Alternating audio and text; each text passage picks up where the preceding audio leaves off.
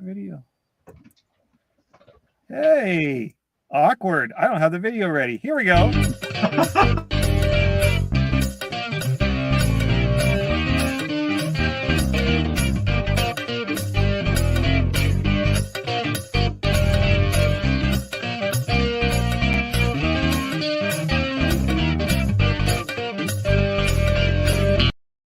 And it leaves as unexpectedly as it shows up. Just here you go.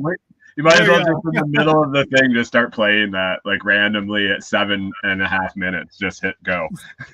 Start playing. Just throw it up there. What the fuck was that? Same thing it was at the beginning. Oh hey man. Guys, episode 4. We're here. We made it this far. Holy crap. Well, hey, Brian just got back from Self-Reliance Festival though, right? And yes, I did. Camden, Tennessee. Did a bunch of experimenting with lightning in person. So he wants to talk about some of that. And if y'all have any questions regarding what he's talking about here, if you're watching live, hit us up in the YouTube comments and we'll go from there. Yeah, for sure. I figured I could, it was kind of firsthand knowledge talking about some lightning stuff. So I thought I could start with my my allotted time and share some of the firsthand experience using it in person, not necessarily tip bot and back and forth like that, but more real world scenarios. So sale. Yeah, like actual trade. Right. So it was, Self-Reliance Festival. Nicole Sauce was running it at SOE Tactical with John Willis. Jack Spirko was speaking. Billy Bonds, Toolman Tim, Ken Esch, Thesia Ellis, all our friends from Fireside Freedom. Joel Riles of K9 or Fortress K9.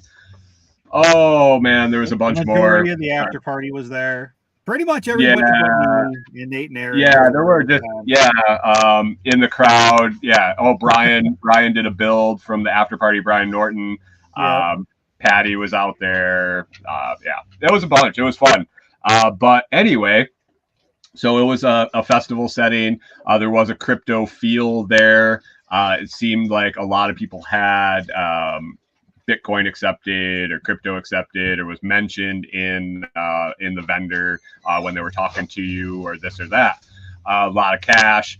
I had some kind of anarchist vending going on of my own. I had pre-sold some silver coins that I have got started that we're producing and doing limited runs of. So I was collecting payment in person for some of those and handing them out because I got them the day before the festival. They showed up in the mail at in Camden, so that was perfectly timed.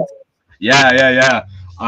They sold out before I even got them in my hands, which was super cool. So pre-ordering round 2. So if you want to use Lightning, I do accept Lightning for silver, so you can get a hold of me. Info at thelastproject.com or Telegram, anywhere you can find me. Pretty easy to get a hold of if you really want to get some silver. But yeah, that's on sale. So I was collecting payments for that. I sold those Bitcoin only. That was the deal on the round 1 was you want it, you're going to pay Bitcoin, which I didn't even put 2 and 2 together and think about using Lightning. So that's how disconnected even somebody that's around it all the time. I was like, Bitcoin, the sets are $75. So it's not like, $2. So it wasn't immediate. It wasn't like, oh my God, the fees are too high, or it wasn't like a in-face transaction to begin with. It was like over the internet and shipped out and things like that. So Bitcoin really didn't matter. Hey, I sent it. 35 minutes later, I check my phone. It's there. Big deal. That's what it's for. Right. Well, now we're down in Camden, and I'm handing a guy an envelope with some silver in it. I'm giving him a Lightning invoice on my phone in Exodus. And I'm like, wait a second. This is going to take Bitcoin invoice. And I'm like, wait, this is going to take a while to do. Do I really want to hang out with this guy? I mean, everybody there, yes. But if I was selling to just some dude that bought it off Craigslist or something, am I going to want to stand around with this guy to make sure it's sent? Yeah, you can get a pending. 20 minutes maybe while you wait for a transaction to confirm. Yeah. Right, you can get a pending in Exodus, but it's just a pain in the ass. So somebody's like, well, do you take Lightning? I'm like, Well, yeah, Well, yes, yeah, I of do. course. Well, I sure do, I guess. So yeah, so we started transacting, did a transaction for silver, and bam, it was instant. It was like literally scanned it. I didn't pre-put the price in. He put it in, went over a little bit just for being flexible and stuff like that, and bam, it was there. Did you put it? You do Another it in thing, Exodus or? yep, right in Exodus. I pulled Nice. open and just gave him a send QR. Or I hit receive. It popped up the QR. He scanned it with his Exodus wallet. Boom, boom. Everything that we did on site was pretty much Exodus. It was, I would want to say, a lot of learning, a lot of beginners that are starting to transact. So I think the user interface works really well for that.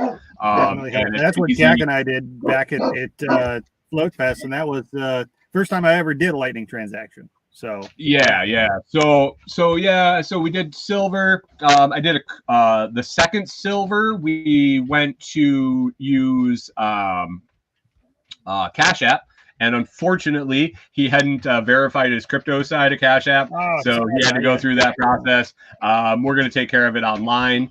And then the third one, he hadn't transferred, and I also ran into this myself the day before. So the day before, I was going to buy my lunch from Andy Higginbaum from the LFTN community. He was doing pulled pork out there. He accepted all sorts of payments. So he accepted crypto. I said, all right, you want to do Bitcoin? He's like, yeah, how about Lightning? I said, perfect.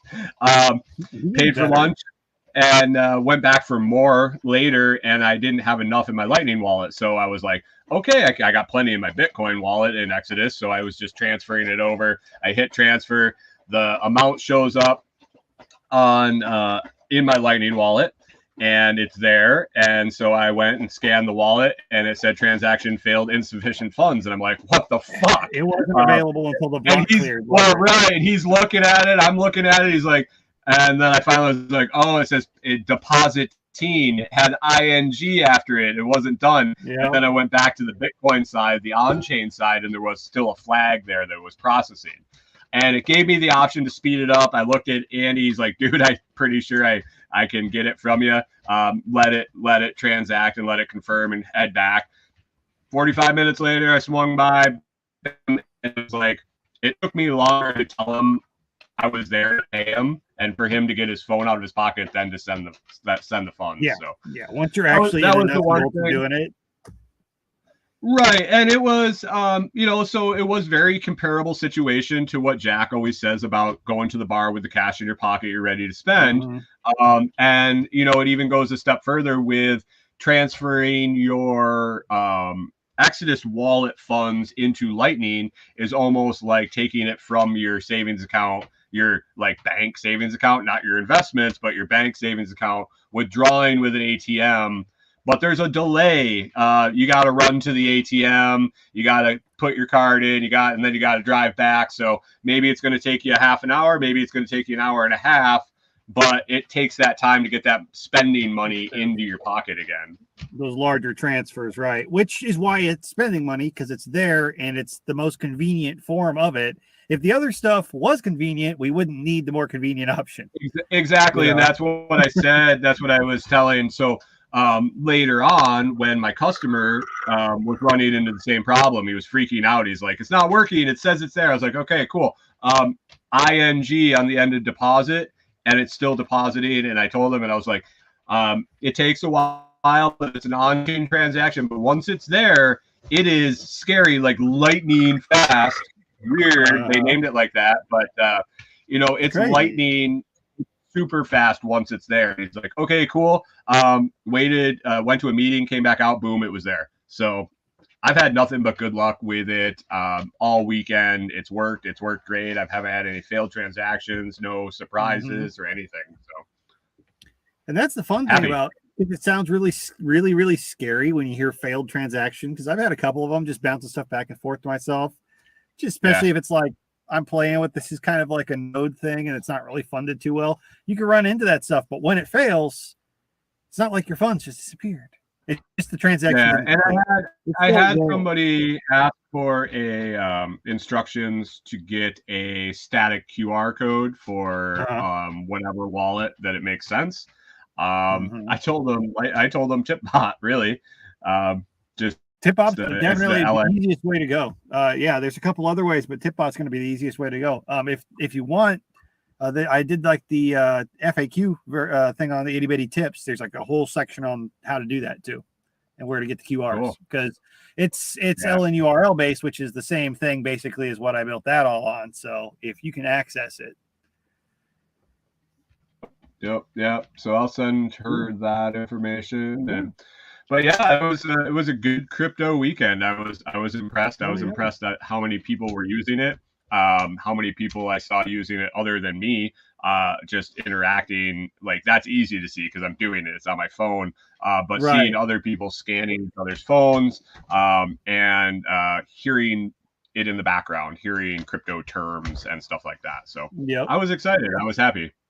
Did you guys set up any kind of like a Lots Project booth, or were you just kind of hanging out? No, we were hanging out. I think the next one's in March. I'm going to see how the winter goes. And I might throw something together for spring if we're going to be back up here around that time or whatever we're doing. Kind of plan on doing a booth now going forward with different things. So whatever we got going on, whatever lightning projects, whatever podcast projects, it'll kind of be like an all-encompassing booth. If I can get Corey to hang out too, we'll do all her stuff. So nice. Yeah. There you go. No, I was going to say we wanted this time. Well, it was the thing. It was like we went to all the presentations the first time we went. This time we went to fewer presentations, met a shit ton more people. And I think next time we're going to try to grab a booth. It's almost worth the price of admission is meeting the people. Like the presentations are great, but at the same time, like very little that's going on in a presentation, I can't pick up from a YouTube video or I can't actually research myself, but I can't meet those other people in person.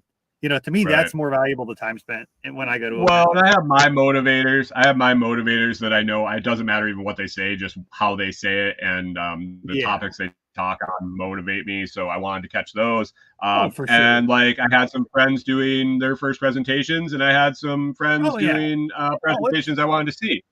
So Thecia did her first public presentation. It was awesome. She did a great job. I heard her saying she was kind of nervous about doing it, but that's awesome. Yeah, she did. And Ken also did his first live presentation, and that was great. Did I freeze up? You were freezing up a little bit there. We heard most of it, but it was just for that little patch. Yeah. We got rolling. Like it's weird how it fluctuates. That's why Starlink got ordered this morning, actually. Yeah. And I've noticed really bad around here too. It will depend on the time of day. You hit around 5 o'clock, 6 o'clock, it'll just tank. Doesn't matter what network you're on because everybody's getting out of work and school and everybody's streaming and stuff right away. Nice. So what do you got going on with Lightning right now? Oh man, I haven't been doing a whole ton with it. I really should fiddle more with the itty bitty tips thing. There's some things I want to tweak on that before I get completely bogged down with deer season and whatnot. But mostly I've been just trying to get shit together for that. Bouncing around. Are you taking? Is there an interest in crypto payments from your clientele at all? I haven't had anybody directly say they're super interested, but I am advertising that I'm taking Bitcoin and Lightning this year. And I use Square for my normal payment processing for credit cards and stuff like that. So I pretty much know I'm eating a 3% fee, and most people are going to run a card. So I kind of just build my price around that. They just started working with a company called Afterpay, which does like the whole 4 interest-free payment type bullshit of thing.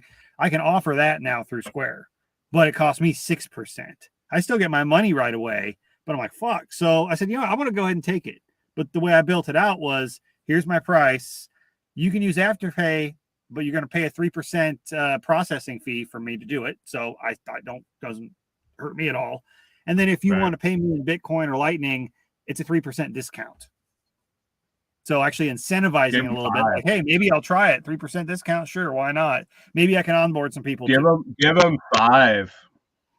Yeah, I've thought about changing it. I've got all the shit printed, so I was like, I'm gonna roll with that for now. I can always adjust that on the fly. If somebody's really interested in talking about it, and I'm gonna be like, look, dude, let's cut a price. I'll set you up right now, kind of thing. Because it'd be kind of cool to be able to onboard people who are just there to do their deer thing. That's what I was wondering about it. So I'm putting it out there on a sign by the door and everything. You know, it probably maybe 1 out of 100 people will say anything, but you know, I'll take crypto if I can. 1 out of 100.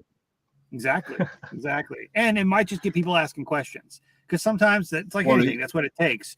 A lot of people may not have heard of it before or heard anybody take it serious. Yeah, that's what I was wondering, if you had like a place to put a flyer for like a meetup almost or something.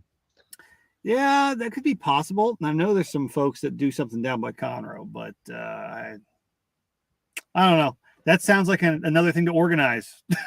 That's true. That's it, I guess. That is. Yeah. It's you got to mobilize everybody, huh? Right. That's the thing. So I'm sure there are people around, you know, there's a lot of people that are in that circle that are, you know, most people are very closet about it. So I will get the occasional person that we end up on the crypto conversation, and they'll be like, oh yeah, no, I invest in a little Bitcoin, and that's all they usually are willing to say. So yeah, I get the ones that are like, I made $50,000 on Dogecoin. I'm like, oh yeah, no, what did you buy with?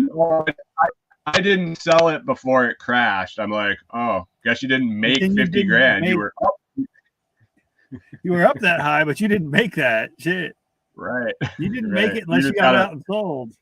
You lost. Got a bunch of worthless Doge. Exactly. You got musked. Yeah, no shit. I'm hoping I'm not going to get musked with my internet. Hopefully not. You know, they haven't made a law that you have to have a Tesla yet to have one, or some shit. Who knows? Right. I think I'll have to be grandfathered in on something like that. I can't pull a trailer like this with a Tesla. So. Right. Shit, they haven't come out with their Tesla truck yet. So I had a question on the Lightning thing. We've talked a little bit about Albi and Get Albi on the Brave browser as an extension and how it lights up. And you mentioned that was a direct link to tip a YouTube creator. If a creator wants to enable that on their channel, how do they get that Albi to find their channel? How do they enable that? Do they put it on a list? Do they how does that work? So Albi, they're always updating it. Their plugin is being programmed to work with all kinds of different websites and stuff. If you have just a regular website, you can put some stuff into your HTML headers that actually flags that. But as far as YouTube goes, the way they've got it set up, and Albi has a good write-up on this on their website, basically a blog section. But essentially, you can look in the show notes of this show, and you'll see where it's got a little lightning emoji, and then Get Albi address after that. That is if you wanted to tip us, if you wanted to tip Lightning for Liberty. Well, that format in the YouTube show notes there, in the video notes, that has that and has the Lightning address directly behind it is what Albi's looking for. You just want to make sure it's up high enough that it sees it without having to scroll down and everything like that. But yeah, it just kind of scans the page, and since it's there, if I've got the little Albi up there in the corner, I can look at it and go, oh, look, I could click on it and it would just tip to the show, because that's how it's set up. Kind of the same way it's set to look for, if you have Twitter, you can put it the same format in your bio, and it looks for the Twitter bio. So if you go to somebody's page, it gives you the option to tip them through that. All right. Yeah, I was muted. Yeah, I was eating Whoppers, so. Okay. Yeah, you know. I didn't want to be munching on malted chocolate balls when. Second on the chocolate salty balls. Yeah. Yeah. So I dropped out of Wingtober because it's just not shit. feasible. Just couldn't do it, huh? Well, I mean, it was just really, I was leaving for the rest of my life in a trailer, and the first thing I got to do is try to eat chicken wings for 30 days straight. Yeah, I know. I know, exactly. The only fucking reason that I've even kept up with it so far is So I've been playing with that air fryer. Fuck it though. But I like that little bitch though. I like that little air fryer. Oh, there we are. We're looking at Walter. Dropped the video, I presume, so we can see if it stays a little more stable. Let's see. Or did my internet drop out? I think maybe we lost him. Where are you? Oh, there you are. Maybe. Brian. Did my internet drop out? I don't think so. I think I hear you in the background. All right. Well, anyway. Sure. But yeah, nothing too much fun going on here as far as the lightning shit goes. I haven't done that much with it this week. I do need to go through and check all my payment stuff on the Renegade Butcher too. So I have set that up for like merch sales and things. So, and I need to update all my affiliate crap. I have been using the fold card a little bit. That's still stacking up and getting those daily spins even if I don't use it. Dun, dun, dun. I don't know what happened to Brian.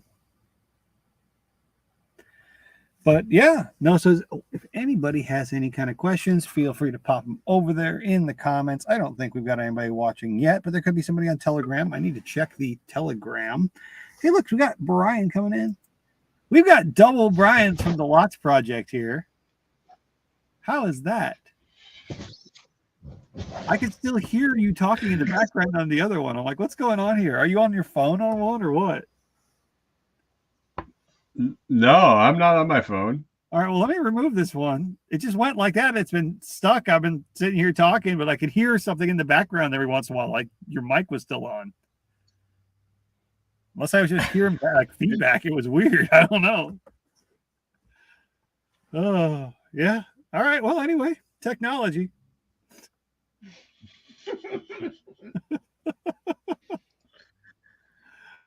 Oh, shit, dude. I don't know. Uh-oh. Did we lose him? I don't know. Serious. Oh, God. Back to the almond titty.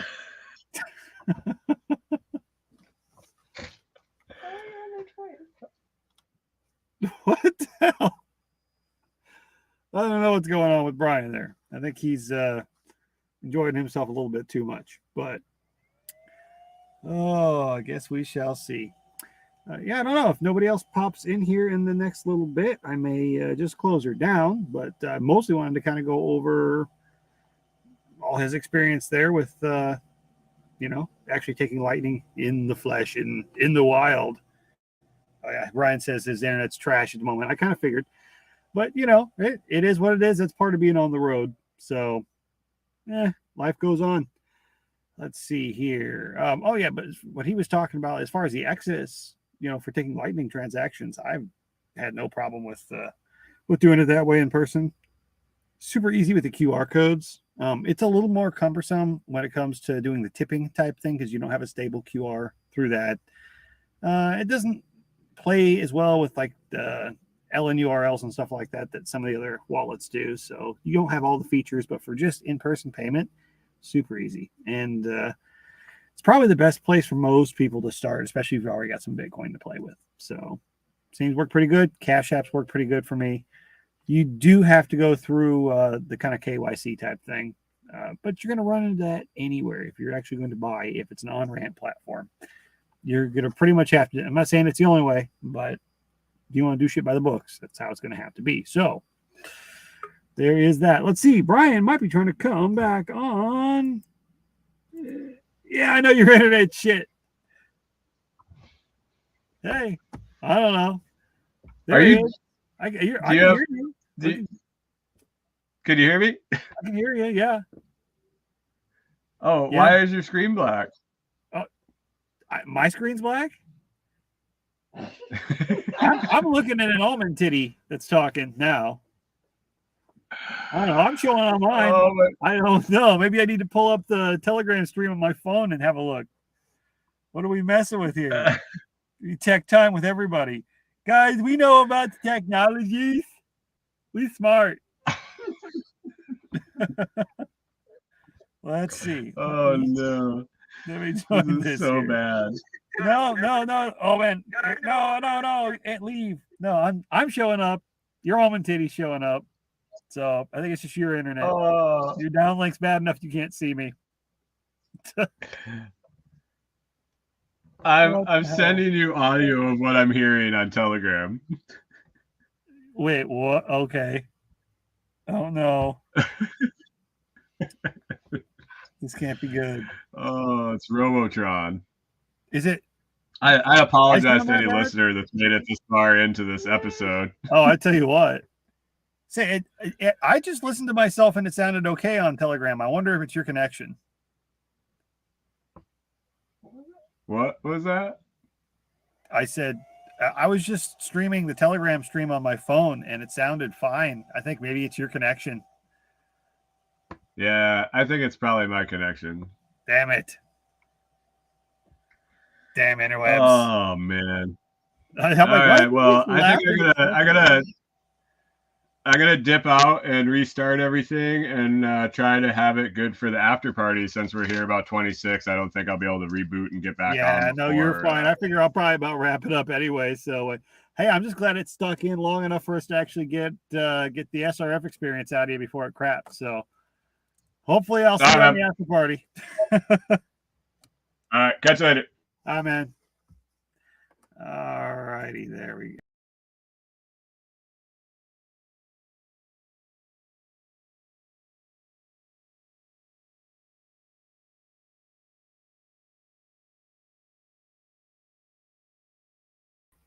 I even booted myself out there. But anyway, thanks for hanging in there, folks. You know, we had some technical difficulties. I'm not sure if my audio ever skipped out. I know it was for Brian, but that will happen sometimes when you have shitty connection. So, apologize for the technological shortcomings there. Hope you all got a little something from that. If you have any questions for us to throw out on a future episode, go ahead and just drop us a line there in Telegram, preferably, but in the YouTube comments or anywhere.